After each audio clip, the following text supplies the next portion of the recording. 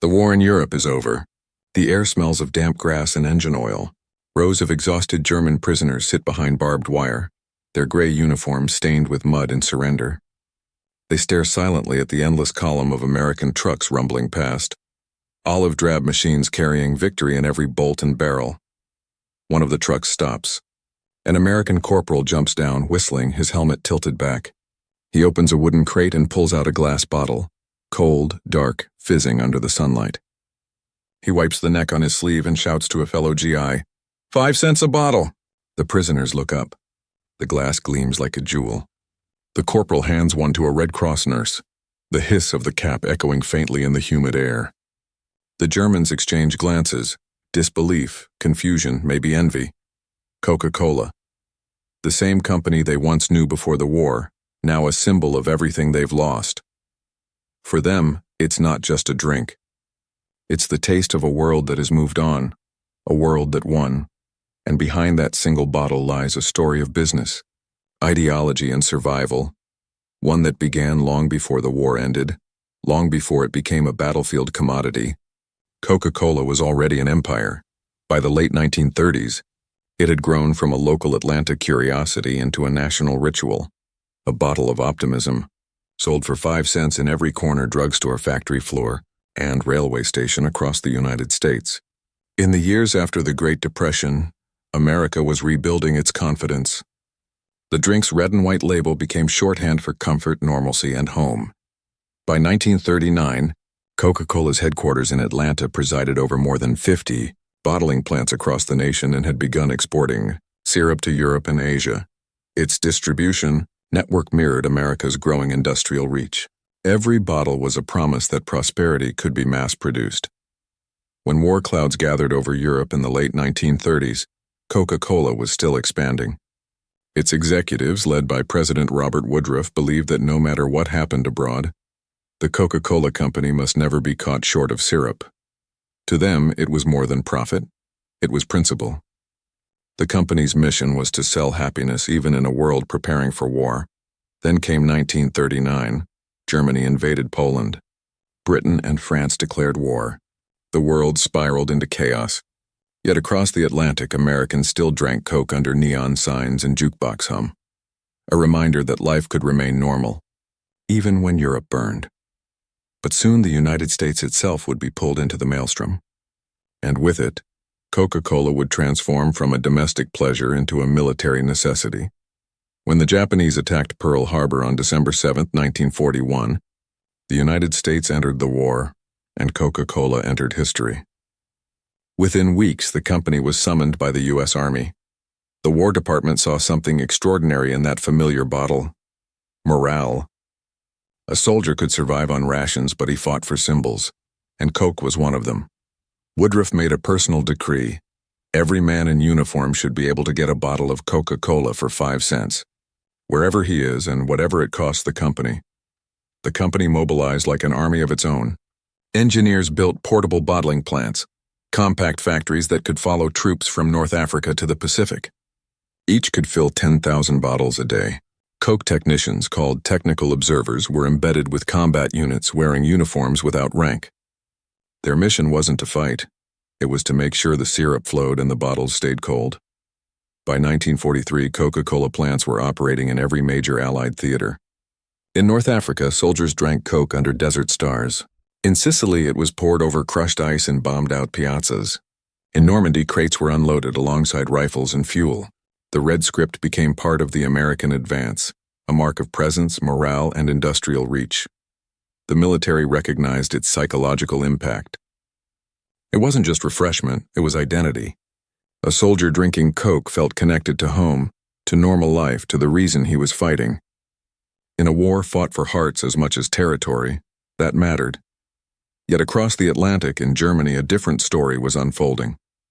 Coca-Cola had been thriving there too, until war turned it into something entirely unexpected.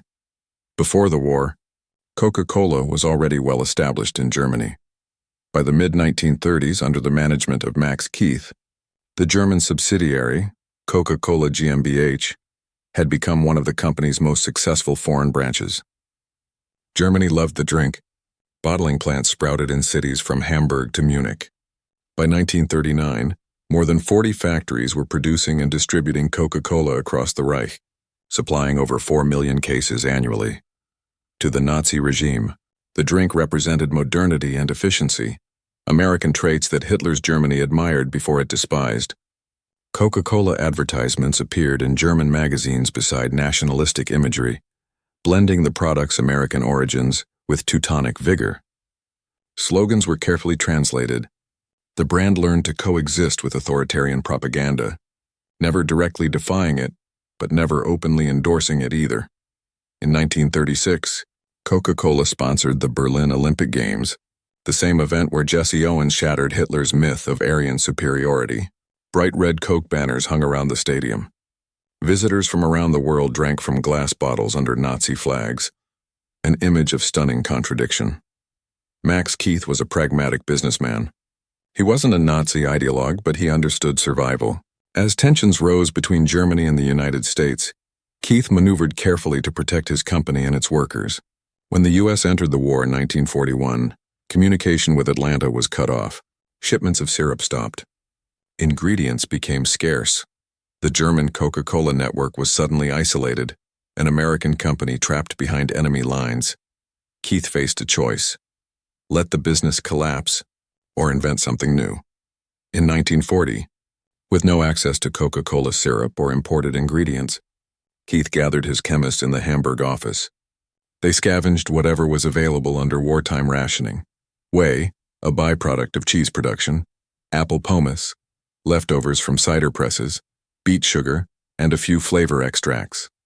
The mixture was experimental, even desperate. But it worked.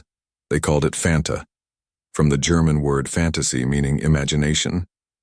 Fanta was sweet, tangy, and distinctly German.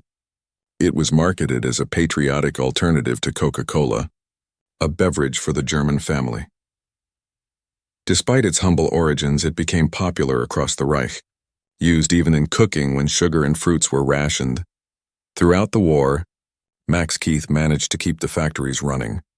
He avoided party politics, stayed out of uniform, and protected his workers from conscription where he could.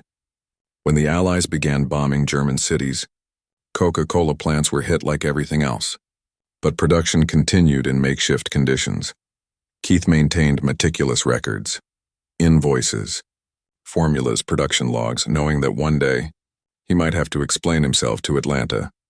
In 1945, when American forces entered Germany, they discovered something extraordinary. The Coca-Cola factories were intact, their machinery still humming. The company's logos had survived the Third Reich. The Americans found warehouses filled with empty bottles stamped Eigentum der Coca-Cola GmbH, property of Coca-Cola Germany. When U.S. corporate officials returned to reclaim their operations, Max Keith greeted them politely. He handed over the ledgers. The Coca-Cola Company reviewed his conduct and found no evidence of collaboration. On the contrary, he had preserved the brand through the war, without surrendering it to Nazi control. Soon after, communication resumed. Coca-Cola syrup began flowing again into Germany, and Fanta, born of necessity, was brought under official corporate control. But in 1945, when German prisoners sat behind barbed wire watching Americans drink Coca-Cola for 5 cents, they were not seeing just a soft drink. They were witnessing the return of a symbol that had vanished from their world, a reminder of the prosperity they once shared and the power that now stood over them. And that moment, quiet yet loaded with irony, would reveal the many faces of this story: human, tactical, economic, and psychological. War has always been about more than bullets and bombs. It is also about ideas and the things that carry them. For American soldiers, Coca-Cola was not simply refreshment. It was a ritual of home. A soldier on the front line could close his eyes, take a sip, and be transported, if only for a moment, back to a porch in Georgia, a gas station in Ohio, or a baseball field on a summer afternoon. The cold hiss of carbonation cut through the heat and dust of Tunisia, the mud of Italy, the choking smoke of Normandy. It was liquid nostalgia, a bottle-shaped promise that America was still out there, waiting for them. Military historians have often called Coca-Cola the second weapon of the American soldier. The first was the rifle. The second, morale, and morale mattered. Commanders noticed that men who had access to comforts like cigarettes, music, and coke fought with steadier nerves and clearer minds. In letters home, soldiers mentioned the drink almost as often as they mentioned rations. But for civilians, especially those in occupied Europe, Coca-Cola took on an entirely different symbolism. To them it represented something exotic, even defiant, a drink of the enemy, yet admired for its efficiency, its sparkle, its unshakable American confidence. After liberation, when Allied troops rolled through Paris, Brussels, and Frankfurt handing out cigarettes and bottles of Coke, the gesture felt more than generous. It felt transformative. To a child in a war-torn city, that first taste of Coca-Cola was unforgettable. The sweetness was unfamiliar, almost shocking after years of rationed sugar and ersatz substitutes. To taste Coke was to taste victory, the return of abundance after years of deprivation. German prisoners of war noticed it too. To them, the red label symbolized something more powerful than any flag, the industrial supremacy of America. The same nation that could build thousands of tanks and aircraft could also afford to ship sugary beverages across oceans to its soldiers. The contrast was devastating. The Reich had fought for control, while America fought for comfort, and somehow, that comfort had conquered. Yet beneath the surface, Coca-Cola also reflected the strange unity of modern warfare. Both Axis and Allies had once drunk from the same bottle. Before politics divided them, commerce had connected them. And now, on the other side of catastrophe, the product had survived, even when ideologies hadn't. In that realization lay a deeper irony, that globalization, not conquest, would shape the post-war world. And the symbol of that future wasn't a general or a tank. It was a 5-cent bottle of Coca-Cola. But Coca-Cola's wartime influence went far beyond sentiment. Its presence was strategic, deliberate, and organized, an extension of American logistics and psychological warfare. The U.S. Army's war machine depended on fuel, steel, and supply lines, but it also relied on symbols, and Coca-Cola became one of them. In 1942, the War Department officially designated the company as an essential service to the military. The Army realized that wherever there was a Coke bottling plant, there was a functioning logistics hub: water purification, refrigeration, chemical storage, and transport lines. These were the same systems armies needed for survival. By integrating Coca-Cola's infrastructure into its supply chain, the U.S. military gained a civilian partner with global reach. To meet demand, Coca-Cola engineers designed mobile bottling plants that could be assembled in days. Crates of bottles followed supply convoys through North Africa, the Mediterranean, and eventually France. When General Dwight D. Eisenhower requested support for the North African campaign, Coca-Cola responded with Project 80, a plan to deploy 10 portable bottling units, each manned by Army-approved technicians called Coca-Cola Technical Observers. They wore khaki, lived with the troops, and carried rankless badges marked only with the company logo. Their mission: make sure every soldier could buy Coke for 5 cents no matter where the front line was. Behind the front, Coca-Cola's European plants were rebuilt from captured or reclaimed facilities. In Italy and France, new bottling lines were set up within weeks of liberation. The company even coordinated with Army engineers to secure clean water and glass supplies in war-torn areas, blending civilian enterprise with military necessity. By 1944, the scale was staggering. Over 5 billion bottles of Coca-Cola had been produced for U.S. troops overseas. Each bottle was an industrial triumph: sugar from the Caribbean, glass from Pennsylvania, caps from Illinois, syrup from Atlanta, shipped through convoys guarded by destroyers across the Atlantic. The system symbolized America's unmatched capacity to project not just force, but lifestyle. Coca-Cola executives understood this power. Company President Robert Woodruff had long believed that brand loyalty was built through shared experience. If a generation of soldiers learned to associate Coke with victory, they would carry that association home. And they did. Economically, the war created a paradoxical prosperity for Coca-Cola. While civilian sales were restricted by sugar rationing, the military contracts guaranteed massive volume. The company expanded across continents, not through advertising but through conquest. Each bottling plant established in wartime later became a permanent foothold for post-war markets. The U.S. government saw the benefit too. Every bottle of Coke consumed abroad was a quiet act of cultural diplomacy. It showed civilians and liberated nations what the American way of life looked like: efficient, generous, and endlessly reproducible. But to military planners, Coca-Cola was also psychological warfare. Where German troops marched under banners, Americans advanced with cigarettes and Coke. It wasn't propaganda. It was presence. A tangible demonstration that even amid rubble, the comforts of home could return.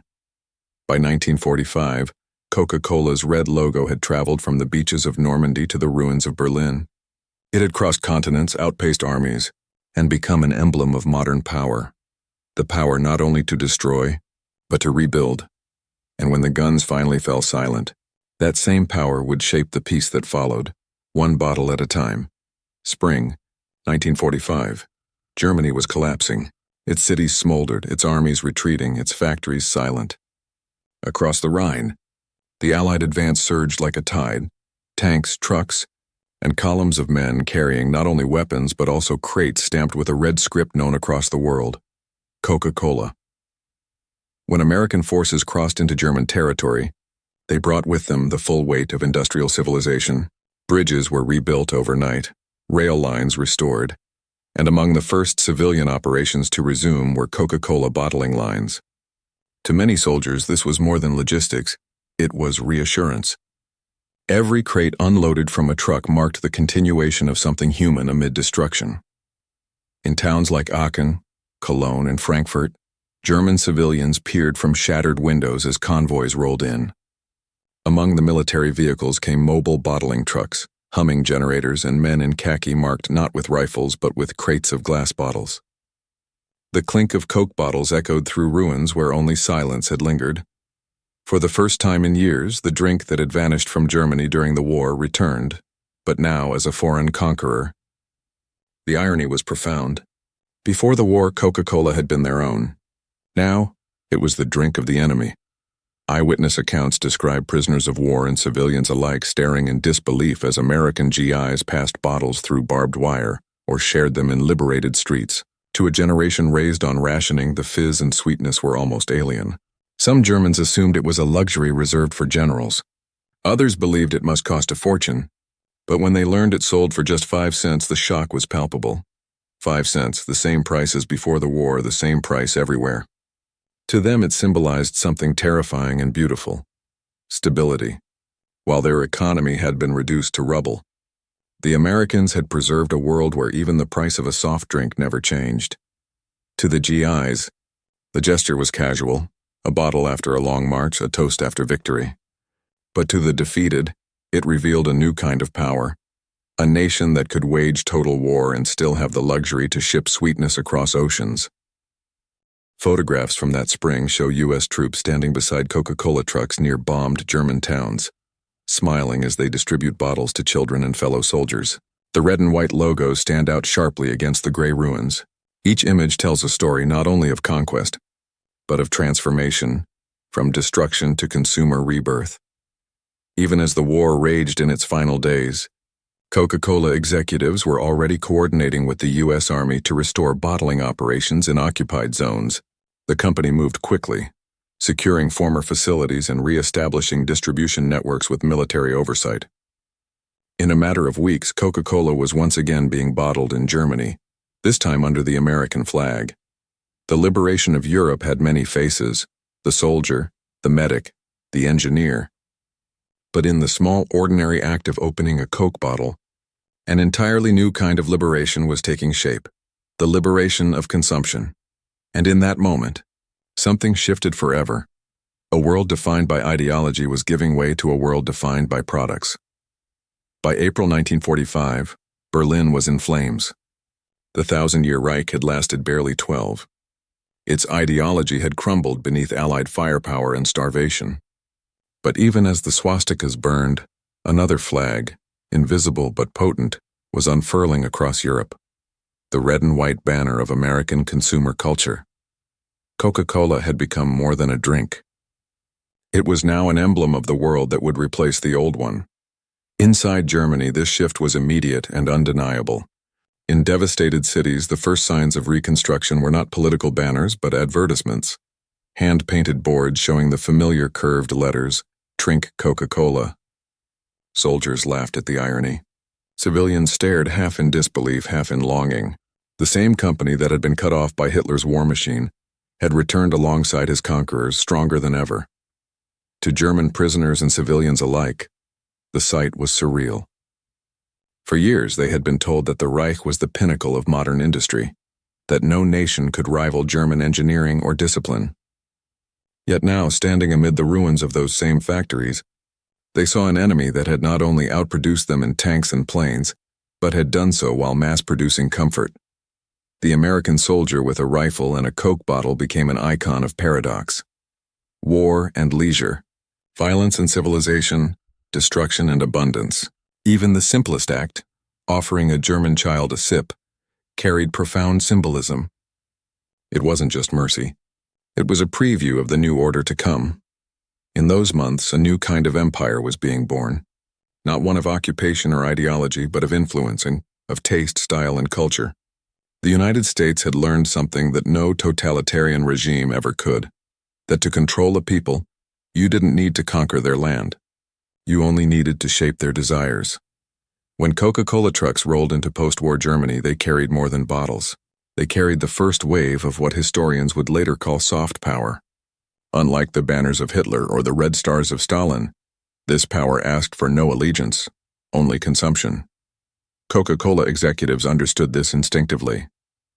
In post-war reports, they noted that wherever a bottling plant was established, American goodwill followed. The drink was an ambassador that never aged, never spoke politics, and never tired. Meanwhile, for many Germans, the experience of tasting Coca-Cola again was strangely intimate, a rediscovery of something familiar that now belonged to someone else. Some older Germans remembered it from before the war, a drink from better times. Others tasted it for the first time and felt both admiration and humiliation. It was sweet, but it carried the bitterness of defeat. And yet even in that humiliation there was a spark of fascination. The same efficiency that had built German weapons was now rebuilding German beverages. Fanta, born of necessity, now found itself under the same corporate umbrella again, an adopted child returning to its parent. In May 1945, when Germany surrendered unconditionally, the nation's identity lay shattered. But among the ruins, the Coca-Cola Company saw opportunity. Its factories were some of the first to restart operations, aided by American occupation authorities. Within a year, Germans were once again buying Coca-Cola, not under ration cards, not by decree, but by choice. The war was over, but the next battle had begun, a cultural one. And in this new war, the weapons were not tanks or aircraft. They were logos, flavors, and ideas. Coca-Cola, once just a soft drink, had become the first symbol of global modernity. And its conquest of post-war Europe began here, among the ashes of a fallen empire. When the guns finally went silent in May 1945, Europe was a continent of ghosts. Cities lay in ruins, bridges shattered, and economies paralyzed. Yet amid the rubble, something new began to take shape, not through governments or armies, but through commerce. And among the first to return to life were the bottling plants of Coca-Cola. In occupied Germany, U.S. forces encouraged rapid industrial recovery to stabilize society. American companies working under military administration were granted licenses to reopen facilities that could aid reconstruction. For Coca-Cola, this was not just a business decision, it was a mission. The company had survived the chaos of war in both Allied and Axis nations, and now it was poised to unify them through trade and taste. Max Keith, the man who had kept the German branch alive during the war, was reinstated as head of Coca-Cola GmbH. He handed over every wartime ledger, proving that the company's German operations had never directly collaborated with the Nazi Party. The American headquarters confirmed his leadership, seeing in him both loyalty and opportunity. Under Keith's guidance, production restarted in 1946, using pre-war machinery and whatever glass could be salvaged from the ruins. Soon, the familiar red trucks rolled again through German streets. In a nation still hungry and uncertain, Coca-Cola offered something more than refreshment. It offered normalcy. To drink Coke was to participate in the modern world again. For many Germans, it became their first taste of post-war optimism, a small luxury that signaled stability was returning. Across Europe, the story repeated itself. In France, Belgium, and the Netherlands, Coca-Cola re-established its bottling operations with astonishing speed. By 1947, over 40 new plants were operating across the continent. Each was run by local workers but supplied with American syrup, bottles, and branding. The formula was simple and symbolic: local hands, American flavor. But this revival was not purely commercial. It carried the full weight of U.S. diplomacy. The Marshall Plan, announced in 1947, aimed to rebuild Europe and prevent the spread of communism. Alongside steel, grain, and tractors, another export arrived in every shipment: Coca-Cola. The company became an unofficial partner in American foreign policy, its presence reinforcing the image of abundance and freedom that Washington wanted Europe to embrace. In propaganda terms, Coca-Cola was perfect. It was democratic, cheap, accessible, and universally appealing. A bottle cost the same for a laborer as it did for an officer. It required no ideology, only a thirst. And that simplicity carried profound psychological power in a world exhausted by politics. The Soviet Union noticed. In Eastern Europe, where U.S. influence was banned, Coca-Cola became contraband, a forbidden taste of the West. Soldiers stationed in divided Berlin smuggled bottles across checkpoints. Black markets flourished. To drink Coke in the East was an act of quiet rebellion. Meanwhile, in Western Europe, Coca-Cola became the flavor of recovery. Street festivals featured Coca-Cola stands. Posters showed smiling young men and women holding bottles under blue skies. The imagery was deliberate: youth, modernity, optimism. The message: the future belonged to those who could smile again. By 1948, the numbers were staggering. In Germany alone, Coca-Cola's production exceeded pre-war levels. In Italy and France, sales doubled annually. The company, once disrupted by war, now rode the momentum of peace. But beyond profit, something deeper was happening. Coca-Cola had turned from a commodity into a cultural signal, proof that the United States had not just won the war militarily, but had captured the imagination of the world. The same bottle that once rolled through the dust of Tunisia now stood proudly in Berlin shop windows, gleaming under new electric lights. A symbol of modern life, and of a victory that was no longer about weapons, but about the power to make ordinary people feel hope again. And as Europe rebuilt, that hope began to taste like Coca-Cola. By the early 1950s, Coca-Cola had become more than a business success. It was a geopolitical presence. Everywhere American troops had marched, bottling plants followed. From Frankfurt to Manila, from Naples to Tokyo, each red sign carried the same 5-cent promise: a taste of stability in a world still rebuilding. To millions, Coca-Cola was no longer foreign. It was aspirational.